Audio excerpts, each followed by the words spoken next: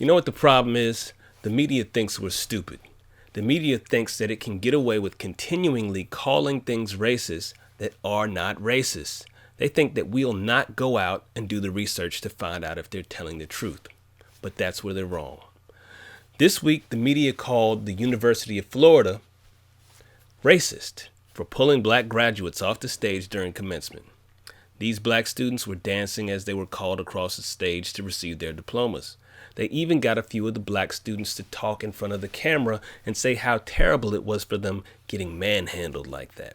This video shows black students enjoying their moment, dancing in their caps and gowns until they're forcibly grabbed and shoved off stage. In general, I don't think I've ever been handled in that manner, not even by my parents. It's kind of embarrassing, kind of degrading. The students reportedly being rushed off the stage for taking too long, but the university now facing backlash, accused of targeting only black students at the ceremony.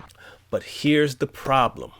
A guy like me, who's been to over a dozen commencements due to having worked at a university for many years, knows that commencements are almost always archived online, the whole entire thing. It's also helpful when they have a speed button that allows you to speed up the ceremony and watch it at a faster pace. They must think that people won't sit and watch hours worth of people walking across the stage. But I'm that type of crazy. I sat and watched the entire thing in double time. What I found was that plenty of white students and Latino students also got pulled off that stage for celebrating in front of the camera. It was not just black students. Asian students also got pulled. Basically, any student that stopped and celebrated was pulled or told to keep moving. Those who celebrated while continuing to move across the stage weren't bothered. Those who did anything that required them to stop moving were pulled. Now I have to go to work tomorrow, so this isn't going to be my usual long form video. A couple of minutes is all I need to make my point. So there's no Consider Culture logo, the theme music, it's all gone. Not a lot of edits. Just watch these clips with me, and you tell me if you think the media is saying the right thing on this. Now they claimed that they were targeting black students.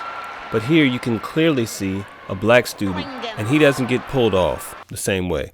It also should be noted that the people that are pulling these people off of stage are different. There's about 3 different folks who are pulling people off stage. So some of them are a little bit more heavy-handed than others. In particular, the guy who you saw in the news is a little bit more heavy-handed than the other 2.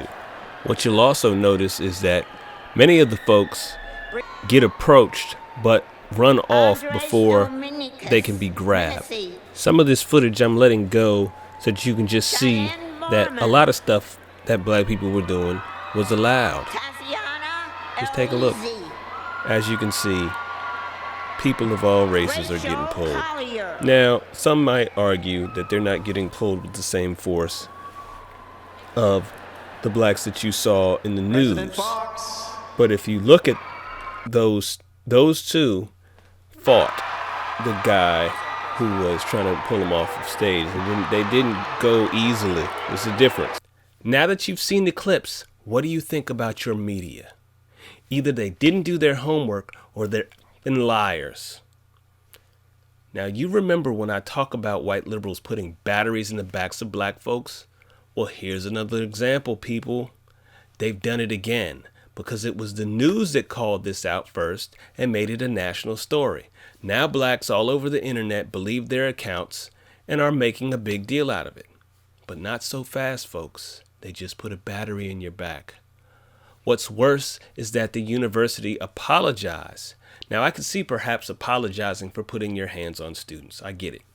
Perhaps a few words or a gesture would have been enough, but I don't think they would have apologized if there wasn't the racial component. If they weren't perceived as racist, the apology would never have had to have happened. But that's just my take. Let me know what you think in the comments. Please share this particular video. Then like and subscribe as always. I'm She Brown for Consider Culture, and I'm out. No more Yaza Baza.